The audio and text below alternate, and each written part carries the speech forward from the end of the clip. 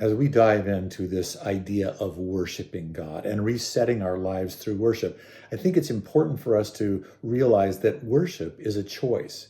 Worship isn't a feeling. We don't worship because we feel something. In fact, we worship and our feelings will often follow our worship and how we worship and who we are worshiping, that our feelings follow those things.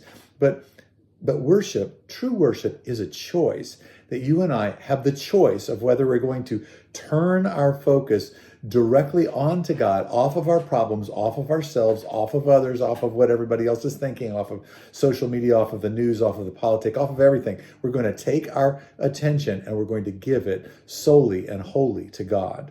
And so as we do that, I think it's really important to say this is an act of your and my will. If you're going to practice those passages that I gave you to actually read aloud slowly to the Lord and begin to worship with the songs of the book of Revelation, if you're going to do that, you're going to have to decide to do that. And so I love the way that the psalmist says it in Psalm 95, verse 6. It says, "Come, let us worship and bow down.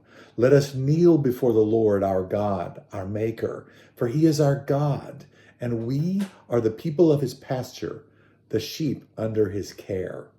That we worship and we choose to worship. We choose to bow down. We choose actually to direct our attention to him, and we slowly and reflectively give him this offering. We give him this gift. We choose to give him this gift. Now, I think there are times when we're just so compelled, when God's holiness or God's love or something is so real that we're just completely compelled to do it. And we feel like, wow, this is the most natural thing I could ever do. But most of the time, it's a choice that you come before God by yourself. You open up the scriptures, you open up that set of litanies from the songs of Revelation, and you begin to read these things to the Lord, and you enter into worship because it's your choice to do so. And when you do, you reset your orbit.